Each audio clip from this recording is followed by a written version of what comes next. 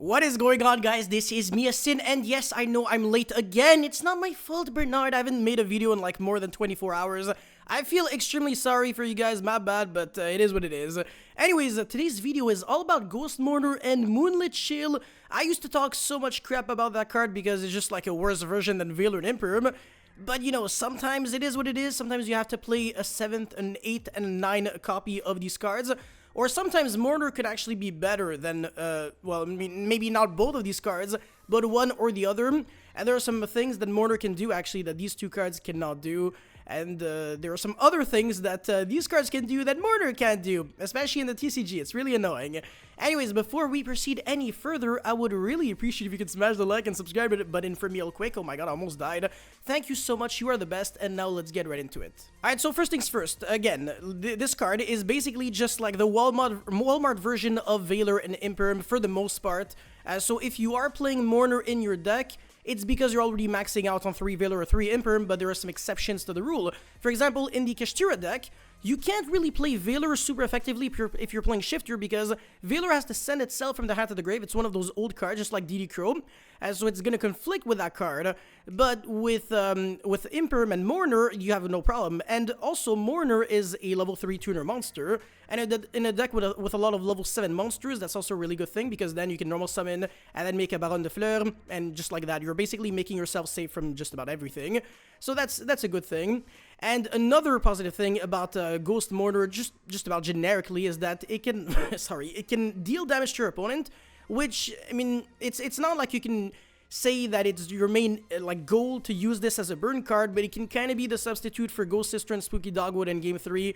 It is what it is, but if it comes up, then, you know, it comes up, and you can actually win some games for no reason with this, so that's also nice. But the main reason why people started playing Ghost Mourner recently is because nobody's playing the card, which means that in a world where people play Crossout Designator, Ghost Mourner will just about always resolve, because let's say your opponent has Crossout with Diabellstar and every other hand shop, then if you're Imperming the Diabellstar, the Crossout can target, well, call the Imperm and negate it, so you're basically just going neg1 for no reason.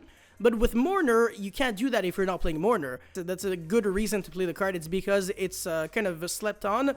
And in a world where, again, Crossout is almost like a staple of 3 in the main deck, or at least in the side deck in the far decks, this can definitely be very relevant. Now, I guess you can kind of say the same with Droll. Like, people are starting to cut Droll. I mean, I don't even think Droll is worth it. Even as a crossout target, as a one-of, it's not even that good. And also, similarly to Droll, or actually, no, the exact opposite of Droll, you can negate stuff that would try to resolve in the draw phase to play around Valor and Droll.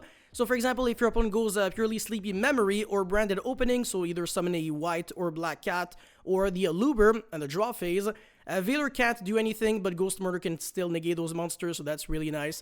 By the way, when I said that Mourner is not the same in the OCG and in the TCG, what I meant to say is that the way that triggers in the hand work from like private knowledge location is different. It's like, it's a trigger effect, it's not a quick effect. It's worded the same way as Droll, but Droll specifically states that it's a quick effect, which is the reason why it's more flexible. You don't really have to... You can't chain block with Droll, but you can use it whenever you want, and you can chain a Droll to another Droll, which is funny. But Ghost Mourner, yeah, no, it's a trigger effect, so there's none of that. And because of that, if your opponent is summoning a monster on your turn that has an optional if effect on summon, like, I don't know, if he's going like Branded Opening on your draw phase, for example, and then your opponent will not be the turn player. Obviously, it's going to be you, so you're going to have to use a turn trigger effect first, and then your opponent can respond with a trigger effect of his choosing, which means that your Ghost Mourner will be chilling 1, and then the monster summon will be chilling 2, so in other words, your Ghost Mourner did absolutely nothing, and that is no bueno. Anyways, next up, a few monsters, or a few decks, rather, that don't really lose to Mourner all that much, but, you know, it can still have some form of application. Against the Silent Forcer deck, sorry, honestly, Ghost Mourner, not really the best, because their most annoying cards are the normal summon monsters. I mean, if they go like normal Diviner or normal Novox, like the Mourner is not gonna be good enough, whereas a Valor Imperm can be somewhat decent, even though they can still negate it with Seravis. They can also negate Mourner with Seravis. But I mean, if your opponent goes normal Novox and then goes for a Skull Guardian, then yeah, it's a one-card combo that plays through Mourner. That's really sad. There's really just nothing to negate. Like, what are you gonna do? Negate the Skull Guardian? Sure, no problem. They're getting back the Novox any freaking ways. So, congratulations, you have achieved nothing. That's very not ideal, but if they go normal Diviner, then send the Trias, and then Tribute, and then special summon the Novox, and then you're Mournering that, then there can be some actual nice value. So, sometimes it can be pretty big, and if their hand is mediocre, and they have to hard ritual summon the Skull Guardian in order to get to the Novox, because they didn't open either the Diviner, the Novox, or the Barrier, which, you know, it can still happen. Sometimes their hand has to rely on pre-prep resolving in order to ritual summon the hard way, then Mourner can be pretty much just a turn-skipping card. So even when Mourner is bad, Mourner can still be decent, which is nice, but not against Flunderies, because you can only negate the effects of special summoned monsters. Well, I mean, you can only negate the effect of a monster when it is special summoned. So, because of the fact that that deck literally just never special summons, good luck, have fun with the Mourner. It's not gonna do anything whatsoever.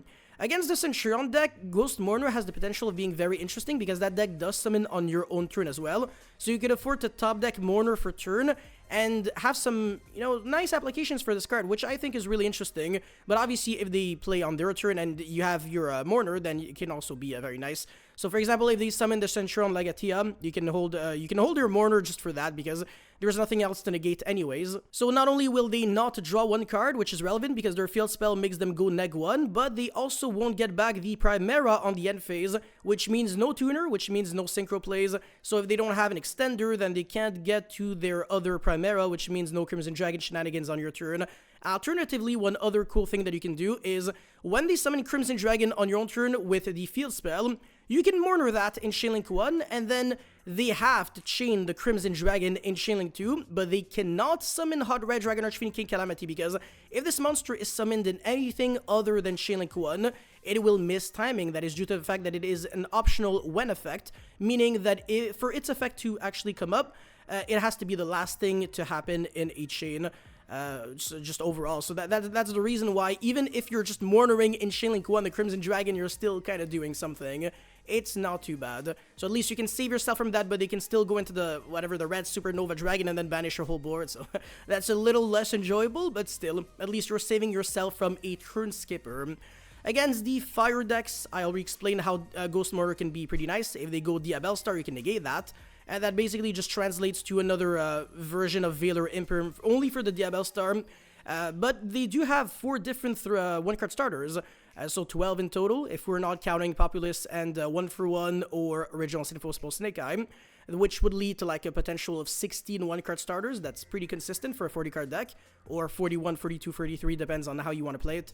But yeah, that basically just covers like half of the starters, again, except for like the cards that we can't really account for. But even if your opponent goes like normal summon Snake Eye Popular and then like go or Populace, whatever. I'm not gonna call it with its new name. And then goes into like the Link Rebo and then Original and then special summon like an Oak. You can negate that, and then they only have like 2 monsters on the field, doesn't really do anything.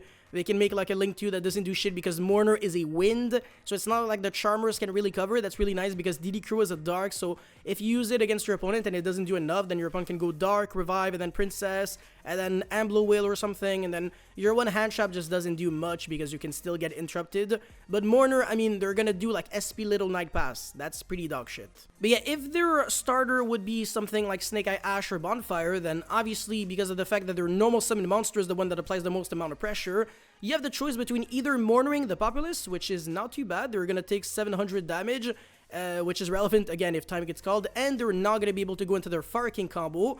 Or alternatively, you could let the Populace resolve and then hold your Populace for the Oak effect, so that not only are you cutting them off from the Flam Bridge, but also from the Monster Reborn effect, which I actually think can be really devastating, even against the Fire King version. So yeah, if you only really have Ghost Mourner as your one and only hand shop, and your opponent goes normal summon Snake Eye Ash effect, you just let them get the search off of the Populace. It is what it is. And then you just negate the Oak. So yeah, no Flamberge, no nothing else. So if you have Mourner and Nibiru, it's pretty much the same thing, I want to say, as having Valor and Imperm, because without Flamberge, they don't really have enough resources to play through Nibiru. They're not going to have the ability to float with 2 monsters. So that is also something very important to take into consideration. Honestly, the more I just theory this card, the more I realize it's honestly much better than I thought it was against these decks. But yeah, again, though, it's at least a card that negates the effect of something. Unlike DD Crow, Ghost Bell, these cards are honestly dog shit. Like, Ghost Bell, there's really just no appeal. It's good against Big Welcome Labyrinth and against Despia, but that's it. DD Crow, almost good against nothing, and again, it's a dark monster, so it kind of helps your opponent. It's basically another version of Ghost Sister, so you do not have to play a time card in your deck, even though I should not have to say that.